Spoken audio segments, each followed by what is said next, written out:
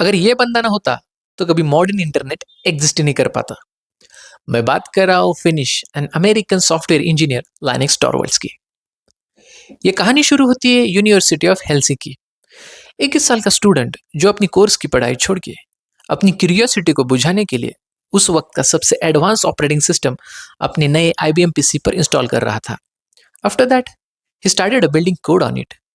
लेकिन कुछ ही समय बाद फ्रस्ट्रेट होने लगा क्योंकि वो जो ऑपरेटिंग सिस्टम था उसमें बहुत सारी कमियां और खामियां थी। मैं बात कर रहा हूँ मिनिक्स ऑपरेटिंग सिस्टम की, जो यूनिक्स ऑपरेटिंग सिस्टम का सब वेरिएंट था। अगर 90s 80s में आपको यूनिक्स ऑपरेटिंग सिस्टम पे काम करना होता था तो आपको हजारों डॉलर्स पे करने पड़ते थे बड़ी बड़ी कंपनियों को, just like AT&T and Microsoft. और ये पुअर स्टूडेंट के लिए इम्पॉसिबल था। यूनिक्स ऑपरेटिंग सिस्टम का अल्टरनेटिव था जो कि मिनक्स था, लेकिन मिनक्स सिर्फ एजुकेशन पर्पस के लिए यूज किया जाता था और वैसे भी वो स्केलेबल नहीं था। बाय द वे, उस वक्त का सबसे advance processor Intel 386 IBM PC Torvalds ने बाय कर लिया था और उस पर वो मिनक्स ऑपरेटिंग सिस्टम इंस्टॉल कर रहा था। मिनक्स ऑपरेटिंग सिस्टम उस हार्डवेयर का सिर्फ 20% ही यूटिलाइज कर पाता था।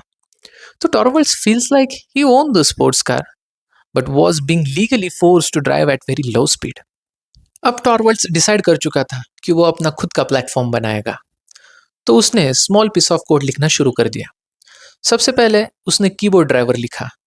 कीबोर्ड ड्राइवर क्या करता था, कीबोर्ड से इनपुट लेता था और कंप्यूटर का एज आउटपुट देता था। उसके बाद उसने स्क्रीन ड्राइवर लिखा। स्क्रीन ड्राइवर स्क्रीन पर एज अ कैरेक्टर्स प्रिंट करता था। उसके बाद डिस्क ड्राइवर जो यूनिवर्सिटी सर्वर से फाइल लेकर उसके कंप्यूटर के हार्ड ड्राइव में फाइल सेव करता था।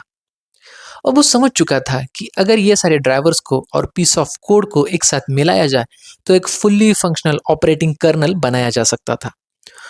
तो उसके बाद ये सारा पीस ऑफ कोड उसने अपनी यूनिवर्सिटी के सर्वर पर डाल दिया और सिर्फ चुनिंदा लोगों के लिए टेस्टिंग के लिए ओपन कर दिया। 1991 के अगस्त में Torvald posted his famous message on internet news group. Hello everybody out there using Linux. I am doing a free operating system, just a hobby, won't be a professional like GNU for an Intel 386. This has been brewing since April and it started to get ready. जैसे ही उसका message post हुआ उसके अगले ही दिन से पूरी दुनिया से उसको वापस मैसेज आना शुरू हो गए। बाय द वे, उसका फर्स्ट वर्जन फुल्ली फंक्शनल नहीं था। उस वक्त लिनक्स को इंस्टॉल करने के लिए मिनक्स की जरूरत पड़ती थी। फिर भी उसका पोस्ट देख के everyone from the internet was so excited.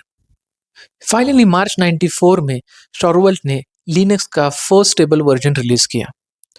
अब Linux kernel Free Software Foundation से जुड़ चुका था, तो ये अब पूरी दुनिया के लिए फ्री हो चुका था, जो कि बड़ी बड़ी कंपनियों को बहुत बड़ा झटका था।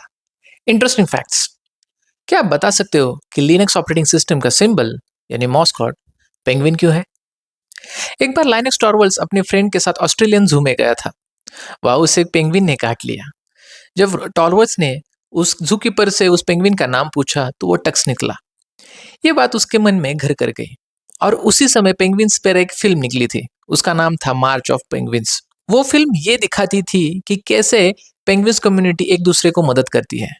और बस यही रीजन था कि लाइनेक्स टॉरवल्ड्स ने अपने नए ऑपरेटिंग सिस्टम को पेंगुइन का सिंबल दिया। ताज्जुब की बात यह है कि लाइनेक्स टॉरवल्ड्स को एक पेंगुइन ने काटा था और उसी वजह से हम जो आज लाइनेक्स यूज करते हैं उसका सिंबल पेंगुइन है। प्रोग्रामर्स थोड़े पागल होते हैं। मैं ऐसे इंफॉर्मेटिव वीडियोस बनाता रहूंगा। Keep supporting. I am head guy. See you in the next video.